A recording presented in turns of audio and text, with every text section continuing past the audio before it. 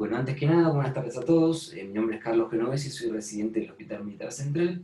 Y hoy vamos a hablar sobre dos temas que son bastante largos y complejos, ¿sí? Pero nosotros vamos a tratar de hacerlo lo más corto, simples y práctico posible, como hacemos siempre, para tratar de llevarnos algunos tips para nuestra práctica diaria, ¿sí? La idea es no ser expertos, sino agarrar conceptos importantes y poder aplicarnos en el día a día, sino no distraerse con las cosas técnicas que no nos van a servir tanto. Bien, comencemos.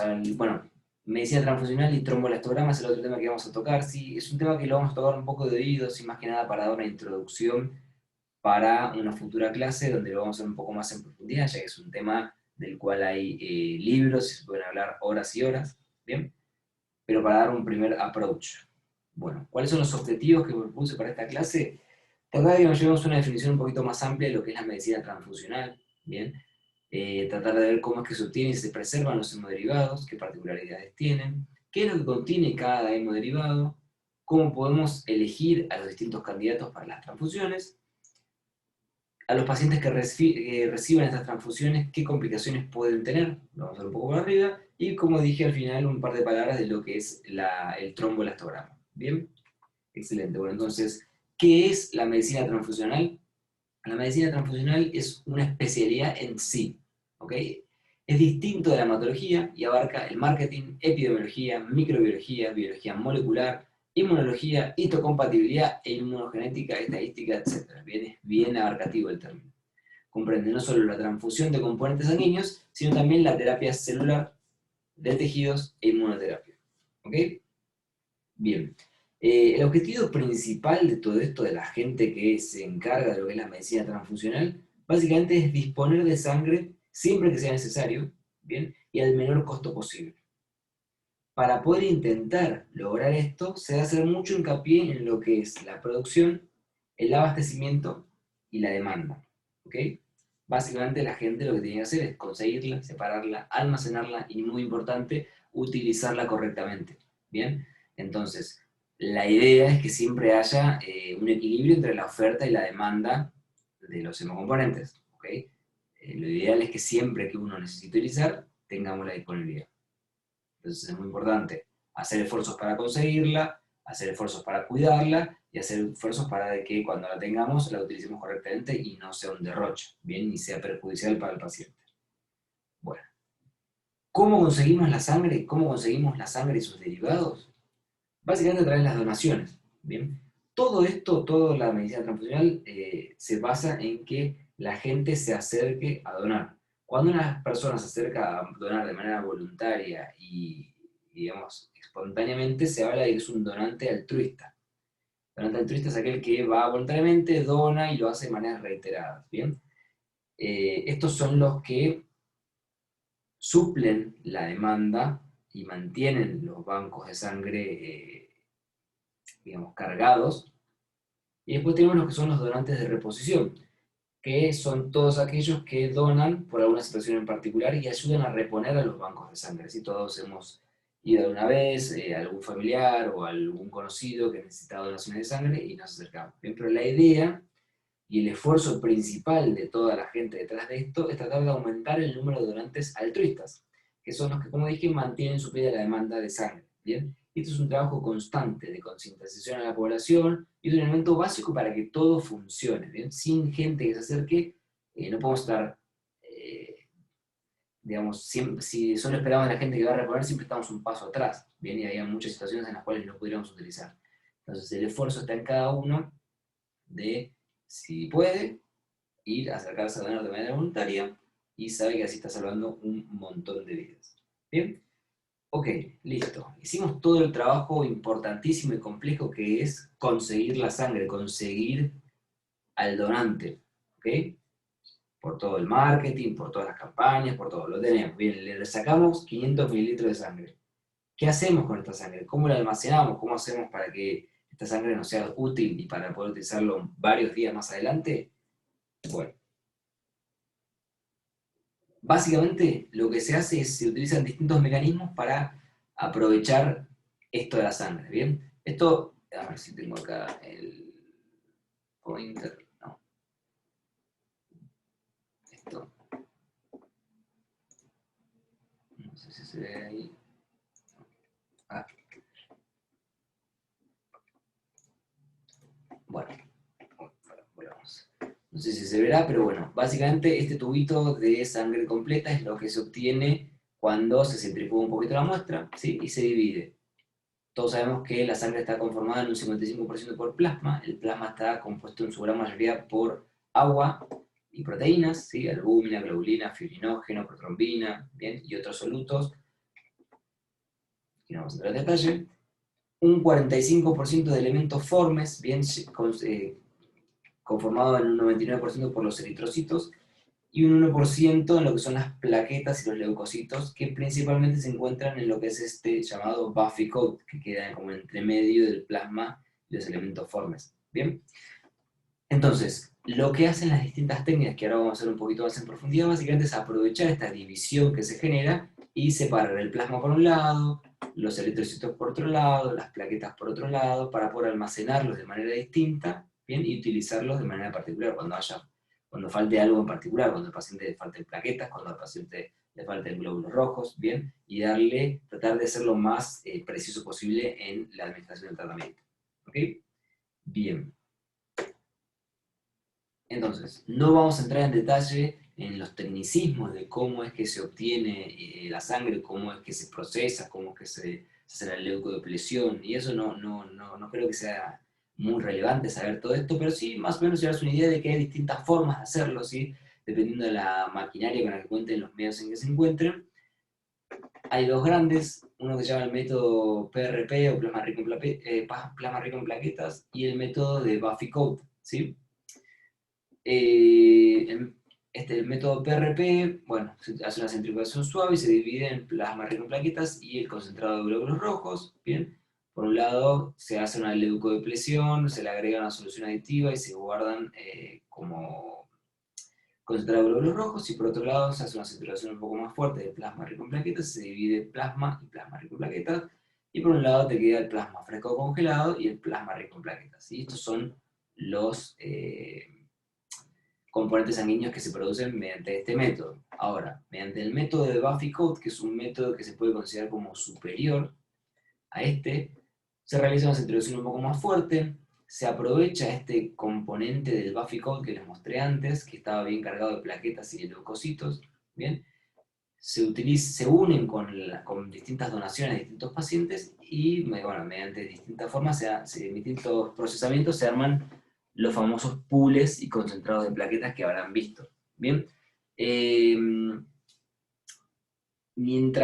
bueno, no voy a entrar tanto en detalle como dije, pero la idea detrás de todo esto es que se generan componentes más seguros, componentes con menos leucocitos, con menos posibilidad de hacer una respuesta inmune en el paciente, principalmente en pacientes quizás inmunocomprometidos.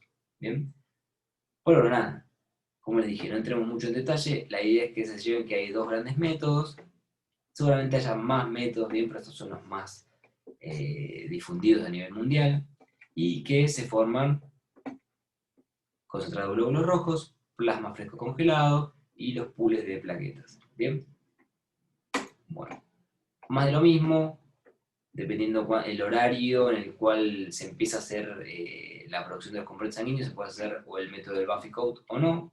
Bien, no vamos a entrar en detalle.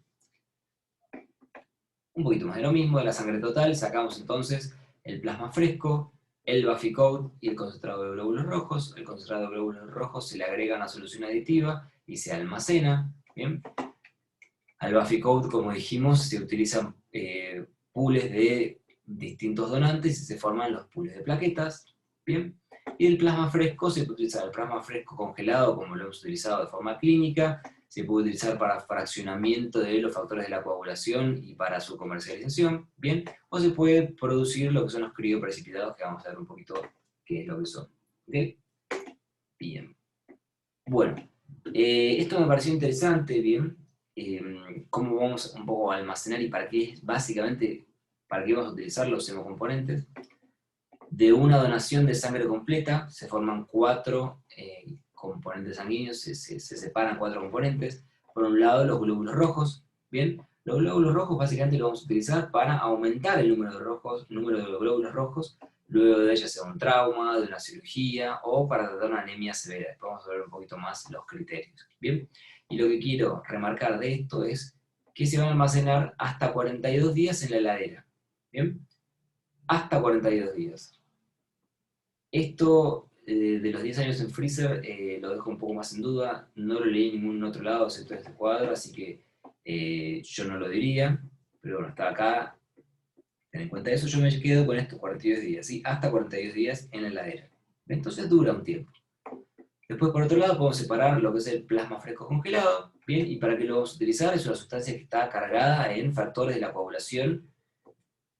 Entonces, ¿cuándo lo vamos a usar? Cuando haya un déficit justamente de los factores de coagulación. O cuando haya, por ejemplo, un shock que se deba a una pérdida de plasma, como por ejemplo en los quemados, o cuando haya una hemorragia masiva en donde se esté perdiendo glóbulos rojos, plasma y todo. ¿Bien? Ya vamos a entrar un poquito más en detalle. ¿Qué quiero remarcar de esto también? El tiempo de almacenamiento. Hasta un año en el freezer, ¿bien? Algunos incluso suben la apuesta y dicen 2 años, pero bueno, por lo menos un año en el freezer. Bastante. Ahora, otra cosa que se puede conseguir es los concentrados de plaquetas. ¿Bien? ¿Y para qué lo vamos a utilizar? Lo vamos a utilizar para prevenir o tratar sangrados debido a bajo nivel de plaquetas o cuando nuestras plaquetas sean disfuncionales. ¿Bien? Y acá la picardía de las plaquetas y la importancia de esto de conseguir todo el tiempo los donantes es que las plaquetas solamente van a durar 5 días a temperatura ambiente. ¿Bien? Se mantienen en unas básculas que las mantienen en movimiento constantemente a temperatura ambiente y a los 5 días ya tienen que ser descartadas porque empieza a aumentar mucho la probabilidad de contaminación bacteriana. ¿Bien? Hay algunos lugares con ciertos métodos de testeo particular pueden llegar a extenderlo hasta 7 días, ¿bien? Pero en líneas generales 5 días es el tiempo límite. De aquí la importancia, imagínense un paciente que necesita una transfusión de plaquetas luego de Semana Santa, está bastante complicado, ¿bien? O sea, si no hay un flujo constante y gente que va constantemente, gente que puede no llegar a recibir estos tratamientos, ¿bien? Y por otro lado, del plasma fresco en plaquetas se puede obtener lo que es el crío precipitado, ¿bien? Que básicamente es similar al plasma fresco, lo que tiene es que tiene menos factores de coagulación, pero tiene más concentrado, o sea, están más concentrados y tienen más concentrado lo que es el fibrinógeno, ¿bien? El plasma fresco tiene fibrinógeno, pero está mucho más diluido que los crioprecipitados. ¿Para qué lo vamos a tratar? Principalmente para patologías con déficit de fibrinógeno, ¿bien? Bien, ¿y cuánto tiempo se puede almacenar? Una vez más, hasta un año en el freezer. Entonces, esto es más o menos la idea general que se tiene que llevar de los tiempos de almacenaje de los hemocomponentes. ¿Qué más tenemos? Bueno, otro grafiquito que me pareció copado, que lo encontré en internet, para entender un poco qué es lo que hay dentro de los concentrados de plasma, de plaquetas, de glóbulos rojos que nosotros solemos dar, ¿sí? Está en inglés, yo se los voy leyendo, las cosas que me parecen más importantes, ¿bien? Los concentrados de glóbulos rojos, una unidad de glóbulos rojos, eh, aproximadamente es un 60% glóbulos rojos, o sea, tendría un hematocrito de un 60%, ¿bien? Y en general aumenta 3 puntos el hematocrito de una persona adulta normal, ¿bien? Se utiliza cuando la oxigenación tisular esté alterada por ya sea una anemia aguda o crónica, ¿bien? Generalmente traen aproximadamente 340 mililitros por unidad. Bien. Por otro lado tenemos las plaquetas, ¿bien? Plaquetas vienen de menos y esto varía mucho de los centros, si se hacen o no los pools de plaquetas, ¿bien? No se pueden congelar, se usa hasta 5 días, ¿bien? Bueno, no vamos a dar detalle, todos sabemos para qué sirven las plaquetas, ¿bien? Y aproximadamente los pools de 6, los pools de 6 unidades de plaquetas se aumentarían entre 30.000 y 60.000 plaquetas, ¿bien? Ahora vamos a decir un par de cositas más sobre esto. Los crioprecipitados, como dijimos, cargados de fibrinógeno, ¿bien? Tiene 40% 50 la cantidad de factores de la coagulación que en el plasma fresco, pero está mucho más concentrado, sigue mucho menos volumen. ¿Y qué contiene? Un crioprecipitado contiene fibrinógeno entre 150 y 250 miligramos, ¿bien? Factor 8, factor con miligram, factor 9, 8, ¿qué dije? Sí, 8, perdón, 13, bueno, distintos factores, ¿ok? Pero mucho más concentrados que su padre, que sería el plasma fresco congelado. ¿Bien? 225 mililitros, 20, 30, 40 versus 30, 40. Y básicamente, ¿qué tienen? Contienen todos los factores de la coagulación. Fibrinógeno 2, 5, 7, 8, 10, ¿qué más? ¿Qué más? ¿Qué más? Bueno. Y bueno, el fibrinógeno, cuando se comercializa, digamos, solo, básicamente lo vamos a utilizar de primera línea siempre que tengamos un déficit de fibrinógeno, obviamente, ya que está mucho más concentrado, le estamos dando menos volumen en vano, ¿bien? Y se utiliza, bueno, como dije, primera línea cuando tengamos, y en segunda línea se utiliza el líquido precipitado. Bien, bueno, me enrosqué un poco en esto, continuemos. Bien, ¿quiénes van a ser los candidatos para ser transfundidos? O sea, ¿quién vamos a decir, ok, vos necesitas recibir glóbulos rojos, vos necesitas plaquetas? Aquí le vamos a dar concentrados de hematíes. Bien, esto es lo que generalmente más se da en quirófano, el concentrado de glóbulos rojos.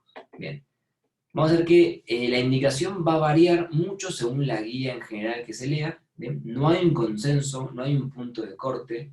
Lo que sí se sabe es que por debajo de 6 gramos de cilitro de hemoglobina casi siempre está indicada una transfusión. Por encima de 10 casi nunca está indicada. Bien, y entre 6 y 10 es donde se debe valorar la capacidad individual de la persona para transportar o no oxígeno. Bien, vamos a ver que hay unas personas que clínicamente se desestabilizan mucho más con 9 de hemoglobina que otras. No es lo mismo un déficit agudo, una anemia aguda, que una anemia crónica, que viene ya con ciertos mecanismos de adaptación. ¿Okay? Hay que empezar a tratar de evitar lo que son los triggers transfusionales. Los triggers transfusionales es un valor que te dice a partir de acá transfundir. ¿Bien? Y tratar de empezar a implementar lo que se llaman los triggers fisiológicos. Triggers que te están diciendo que el cuerpo está en un desbalance entre la oferta y la demanda de oxígeno. ¿Sí? Aumentos del lactato, alteraciones en la saturación venosa central, alteraciones del segmento ST, ¿bien? Todas estas cosas que están diciendo que el cuerpo le está faltando oxígeno. Bien, en esos casos, esos pacientes se verían beneficiados de los transportadores de oxígeno que van a ser los concentrados de hematita. Plasma fresco congelado, ¿a quién le vamos a dar? Dijimos que el plasma fresco congelado está cargado de factores de la coagulación, ¿no? Entonces, lo vamos a dar cuando tenemos un sangrado activo en situaciones con déficit de múltiples factores de la coagulación. Un ejemplo es la hemorragia masiva, en donde empezamos a perder sangre, y se pierde junto con los glóbulos rojos, se pierden todos los factores de la coagulación. ¿Bien? En esos casos es prudente empezar a reponerlos, junto con los concentrados de hematíes, obviamente. Pacientes con un SID, con sangrado activo, sangrados con RIM mayores a 1,5. Esto es algo muy utilizado, reversión urgente de fármacos antivitamina K si no contamos con complejos protrombínicos. ¿Bien? O sea, nosotros tenemos en nuestra sangre, el paciente tiene factores de la coagulación que no son útiles. ¿Bien? Entonces, básicamente lo que queremos hacerle es darle factores que sí sean útiles. ¿Bien? Y después otras indicaciones como por ejemplo la púrpura trombocitopénica trombótica, no vamos a entrar en detalle en eso. ¿Qué más? Complejos protrombínicos, esto no hablé, estos son complejos que tienen mayor concentración de factores de la coagulación y se utilizan para situaciones en particular, como por ejemplo el tratamiento de la profilaxis de hemorragias asociadas al déficit adquirido o congénito de factores de la coagulación antagonistas a vitamina K, ¿bien? Acenocumarol, warfarina, bien, es muy frecuente. Se puede utilizar como sustituto del plasma fresco congelado en los casos de hemorragias masivas o en déficit de factores por consumo, dilución, etc., cuando no tengamos el plasma fresco, ¿bien? Ya que básicamente es un concentrado de factores de la coagulación. Distintos tipos, el Protroplex, este es el que tenemos nosotros, Veriplex, Octaplex, ¿bien? Factor 2, 7, 9, 10, tanto la proteína C como la S, ¿bien? Y vamos a ver que en comparación con el plasma fresco congelado están mucho más concentrados, ¿bien? O sea, por cada mililitro, el plasma fresco congelado tiene Bueno, acá dice, por definición está formado por una unidad internacional por mililitro de cada uno de los factores de la coagulación, excepto el fibrinogen. ¿Bien? En cambio, el Protonplex tiene por mililitro 30 versus 1 del factor 2, 25 versus 2 del 7, ¿no? Bueno, básicamente la idea es que está bien concentrado, te vienen, no sé si son 20 o 40 mililitros, te viene todo esto. Entonces es muy aprovechable. ¿Bien? Obviamente esto es mucho más caro, no en todos lados se consigue. ¿Qué más tenemos? Plaquetas. ¿A quién le vamos a dar plaquetas? Bueno, la verdad que las plaquetas muchas veces se utilizan de más, ¿bien? Porque las indicaciones son precisas. ¿Cuándo le vamos a dar? Cuando tengamos una trombocitopenia menor a 50.000 previo a un inicio de una cirugía que se tiene que hacer sí o sí. Este límite se extiende a 100.000 en lo que son las neurocirugías. Una hemorragia difusa luego de una transfusión masiva o de un hiperconsumo. Bueno, nada, cirugía cardíaca con circulación extracorpórea, con valores menores a 100.000 plaquetas. Esto un poco más discutible, valores de menos de 20.000 plaquetas, incluso sin evidencia de sangrado activo. ¿Bien? Y esto quizás es una de las cosas que más nos van a importar a nosotros en situaciones de emergencia, pacientes que se encuentren bajo tratamiento de antiagregantes plaquetarios, o sea, aspirina, clopidogrel, bien, se pueden dar plaquetas para tratar de compensar esta alteración en su funcionabilidad, bien. Va a ser mucho más efectivo el pool de plaquetas para los pacientes con aspirina versus a fármacos como por ejemplo el clopidogrel, los cuales se dice que necesita el doble de cantidad de plaquetas para revertir que en el tratamiento con aspirina. ¿Bien? Fibrinógeno, ¿a quién le vamos a dar fibrinógeno? Fibrinógeno, para que no se acuerden, los valores normales son entre 150 y 300 miligramos de cilitro. Y básicamente la idea es, cuando tengamos un sangrado, no es no es una clase de hemorragias, esto sí, pero hay distintas situaciones en las cuales el fibrinógeno puede verse consumido o que tiende a disminuir más rápidamente, o lo medimos y lo encontramos bajo, y básicamente nuestro objetivo es tratar de mantener este fibrinógeno en un rango fisiológico. ¿Bien? Tener en cuenta que pacientes embarazadas suelen tener valores un poco más altos basales que se pueden acercar hasta los 400 miligramos por decilitro. Entonces, un valor normal en un paciente o sea, no embarazado puede ser una hipofibrinogénemia en una paciente embarazada. ¿Sí? Nada, simplemente tenerlo en cuenta. En químicos los crioprecipitados, utilizarlos en situaciones de hipofibrinogénemia cuando no disponemos del sustituto de fibrinógeno. Bien, como se imaginarán, como el Protonplex también es caro, no está en todos lados, entonces siempre está bueno tener herramientas. ¿Qué más? Bueno, esto es algo muy importante, distintos pilares, bueno, distintos pilares para el manejo de la utilización de hemoderivados, el manejo del sangrado, bien. Tener en cuenta que no es simplemente pasar hemoderivados, pasar glóbulos rojos, pasar sangre, sino que hay muchas cosas que uno puede hacer desde el preoperatorio hasta el postoperatorio para tratar de disminuir al máximo la utilización de los hemocomponentes, como vamos a ver ahora, tienen pueden traer muchas complicaciones, muchas veces se asocian incluso a aumentos de la mortalidad, ¿bien? Entonces no es gratis, y una tendencia mundial a tratar de ser mucho más restrictivos a la hora de administrar un hemocomponente, ¿bien? Entonces entender que todo arranca con una detección y un tratamiento de la anemia preoperatoria, o sea, nadie va a discutir los casos donde haya un trauma con pérdida aguda de sangre, hemorragias masivas, ¿bien? Pero sí te vamos a discutir de un paciente que ingresa por una cirugía programada, que puede tener alto riesgo de sangrado, y no se hizo nada para optimizar su hemograma o su hematocrito antes de ingresar, ¿bien? Entonces, de manera preoperatoria, diagnosticar temprana, anemia, tratar de identificar las causas y tratarlas, si se puede tratar la causa, tratar las deficiencias de hierro, que son las más frecuentes, ¿bien? En el intraoperatorio, tratar de coordinar cirugía con la optimización hematológica, ya sea la técnica, ¿bien? En el postoperatorio, tratar la deficiencia de hierro, estimular la eritropoyesis y evitar fármacos que aumenten o que produzcan anemia, obviamente, ¿no? Esto por un lado. ¿Qué otro pilar tenemos? Reducción de la pérdida sanguínea perioperatoria. En el preoperatorio, ¿qué podemos hacer? Bueno, podemos identificar y manejar el riesgo de sangrado, bien, tratar de minimizar el sangrado iatrogénico.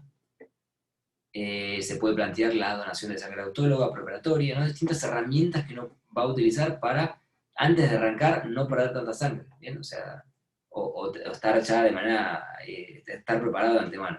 En el intraoperatorio, hemostasia obviamente es lo más importante, bien, si hay una canilla abierta perdiendo sangre, uno, por más de que le ponga ácido tranexámico, le pase 20 unidades de sangre, no va a solucionar el problema, bien. Hay distintas técnicas de recuperado de sangrado, podemos utilizar anestesia que evite los sangrados, como por ejemplo, o sea, anestesia regional, bueno, nada, tampoco es en detalle, pero para que se lleven una idea, agentes hemostáticos.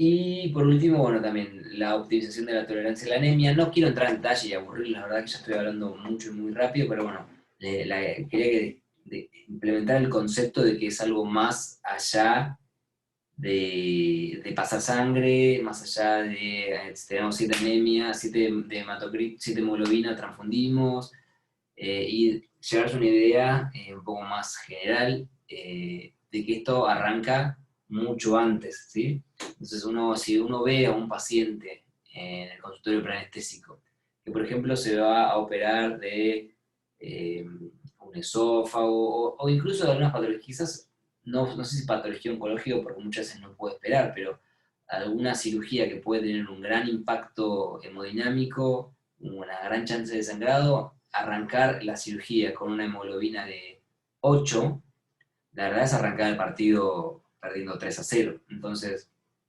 siempre que sea posible, tratar de optimizarlo con hemoderivados, perdón, con hierro, tratando la causa de la anemia, estudiando un poco más en profundidad al paciente, ¿bien? Y cuando ya mejoremos, optimicemos al máximo a nuestro paciente, tener en cuenta todo lo que nosotros podemos hacer para disminuir la pérdida de sangre, para aumentar la recuperación de la misma, y recién ahí, cuando solo sea necesario, le vamos a dar su unidad de glóbulos rojos, le vamos a dar sus plaquetas, bien, su plasma. ¿Qué más tenemos? Bueno, ya estamos terminando, falta poquito. Cuando nosotros le damos a nuestro paciente cualquiera de estos hemoderivados que estamos viendo, lo ponemos en riesgo de sufrir un montón de complicaciones. ¿Bien? Las complicaciones se pueden dividir en dos grandes grupos, agudas o inmediatas y tardías. Y a su vez se pueden dividir en no inmunológicas o inmunológicas. ¿Bien? Bueno, esto ya todos lo habrán visto alguna vez, habrán escuchado. No, también quiero dejarles el grafiquito y el concepto de que no es gratis. Dejarle esto para que después lo lean cuando quieran en detalle. Complicaciones no inmunológicas como bacterianas, muy frecuente con las plaquetas, ¿bien? Cuando damos mucha sangre fría, hipotermia, podemos dar hipocalcemia, podemos dar lo que es el taco o la sobrecarga circulatoria asociada a las transfusiones, ¿bien? Inmunológicas, respuestas alérgicas, anafilácticas, el daño pulmonar agudo relacionado con la transfusión, que si bien es agudo, suele darse un par de horas después, ¿bien? Reacciones transfusionales febriles no hemolíticas, bueno, un montón. Y después, las tardías, días o años, que hoy por hoy disminuyeron bastante porque la medicina transfusional se asegura, o trata de asegurarse lo máximo posible, de que la sangre sea lo más pura y libre de infecciones posibles. Entonces, ya las transmisiones de HIV, hepatitis B, C, ¿no? Chagas, no son tan frecuentes, por suerte. ¿Bien? Y después otras reacciones como la púrpura post-transfusional, la enfermedad de Gentro huésped, bueno, nada, muchas. ¿No supongo más? No, bueno. Esta, nada, es para que se quede con esta diapositiva, para que tengan en cuenta de que transfundir no es gratis. Acá no lo puse y no quise entrar mucho en detalle, pero ya son muchos los estudios que empiezan a linkear las transfusiones masivas, o no las transfusiones masivas, las transfusiones excesivas y a muchas veces que se podrían haber obviado las linkean con aumentos de la mortalidad. Entonces uno piensa que al paciente que tiene 10 de hemoglobina, por transfundirlo, hacerle una unidad de glóbulos rojos, le está haciendo un bien y en realidad le está haciendo un mal. Entonces empezar a cambiar un poco la mentalidad esa de que transfundir por transfundir, ¿bien? Ser un poquito más restrictivo. Obviamente no ser tonto, ¿sí? Si el paciente está sangrando, sangrando, sangrando y vemos que los canistas se llegan de 1 litro, no vamos a estar esperando a que nos llegue el laboratorio del lactato, vamos a ser un poco más precavidos, un poco más agresivos, ¿sí? Eso nadie se lo cuestiona. Pero sí sentido común y empezar a pensarlo 2 veces antes, o sea, cuando está en duda la transfusión, tomarse un segundo más y cuestionarse si realmente es necesario. Hay un autor que ahora no me acuerdo el nombre, el que dice que si uno transfunde una unidad nada más de glóbulos rojos, en realidad ese paciente no la necesitaba. ¿Bien? Generalmente cuando tenés que transfundir, tenés que transfundir por lo menos 2 o 3 unidades como para realmente justificar de que ese paciente se iba a ver beneficiado. ¿Ok? Con una sola unidad le estarías dando como más riesgo del beneficio. Bueno, para terminar, ya esto se hizo un poquito largo, 2 palabras de lo que es el tromboelastograma o la tromboelastografía, ¿bien? Lamentablemente nosotros en nuestra propiedad no contamos con esto, así que no tenemos mucha experiencia, pero esto es un tromboelastograma, esto es de la marca Rotem, ¿sí? Este creo que es el Delta, uno de los más nuevos. ¿Y qué es? ¿Qué es esto? Es una herramienta que te permite medir in vitro las propiedades viscoelásticas de la sangre de una manera que es dinámica y es global, integrando las diferentes fases de la coagulación y la fibrinolisis. ¿Okay? Entonces te agarra una muestra de sangre del paciente, la analiza, ¿bien? Y por distintas morfologías que te va a dar en la onda que vamos a ver, uno puede inferir qué es lo que le está pasando al coágulo. Si el coágulo tarda más en formarse, si tiene un mayor tamaño, ¿no? Uno puede inferir por, bueno, el tema de la tromboelastografía hace mucho que se escribió, pero ahora con las nuevas tecnologías, con distintos algoritmos de computadora, se empezó a hacer más visible y más aplicable. ¿Bien? ¿Qué tenemos? Tenemos esto. ¿Bien? Todo bien rápido, todo bien por arriba, pero para que tengan una idea. Esto es una tromboelastografía normal. ¿Bien? Te da un gráfico de este estilo. Te habla de lo que es la formación del coágulo, ¿bien? La coagulación y lo que es la fibrinolisis. Si ven acá atrás, era esto de acá, ¿bien? Formación de la trombina, la primera parte de formación del coágulo, se forma el coágulo y después empieza la lisis del coágulo, ¿bien? Entonces, en condiciones normales esto debería ser de esta manera. Ahora, cuando hay ciertas patologías, ¿bien? Por ejemplo, esto no es normal, cuando está anticoagulado, por ejemplo, tarda más en formar el coágulo, ¿bien? Cuando hay una fibrinolisis aumentada, ¿bien? Vamos a esta morfología, y estos pacientes, en pocos minutos, uno puede tener una visión mucho más global de qué es lo que está pasando y hacer un tratamiento mucho más específico, ¿sí? O sea, un paciente puede estar sangrando. Puede estar sangrando ¿por qué? Porque está anticoagulado o porque tiene una fibrinolisis aumentada. Y las soluciones son 2 cosas totalmente distintas. En un momento le vamos a dar, por ejemplo, ácido tranexámico y en otro le vamos a dar Protoplex, por decirlo de alguna forma. ¿Bien? Entonces, es una herramienta muy valiosa que la verdad, en el momento que la dispongamos de manera más global, va a ser excelente. Más global en nuestro país, en el mundo se utiliza muchísimo. Bien, pero te da una visión mucho más específica de qué es lo que está haciendo sangrar a este paciente. Porque si uno se pone a pensar en la cascada de la coagulación y todo lo que se involucra en la hemostasia, hay 1,5 millones de factores que pueden estar alterados. Entonces, ¿cómo sabemos que está sangrando por A o por B? Bien, entonces quizás alguien, en vez de transfundir, transfundir, transfundir, el paciente con darle tranexámico, con entender que quizás tiene una deficiencia de factores, podemos tratar la causa en particular y hacer un tratamiento mucho más específico. Bien. Bueno, creo que con esto ya... Bueno, esta creo que es la última. Nada, entendiendo un poco la morfología, entendiendo un poco qué es, esto, obviamente esto lo estamos viendo muy por arriba, ¿bien? Pero entendiendo qué es lo que pasa, uno puede entender, okay, cómo lo trato. Si hay un problema con los factores de la coagulación, listo, le doy plasma fresco.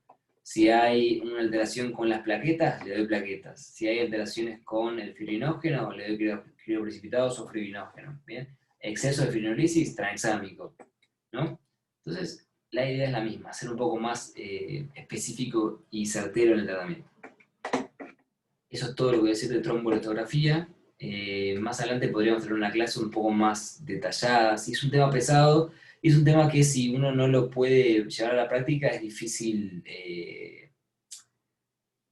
difícil de acordarse, ¿no? Porque es un tema que es complejo, la verdad que es complejo. Bueno, vimos un poco la definición de medicina transfusional, entendimos más o menos cómo es que se obtienen, cómo es que se procesan y cómo se preservan los hemoderivados. Vimos que tiene más o menos cada hemoderivado, vimos a quiénes le vamos a dar qué cosa, ¿bien?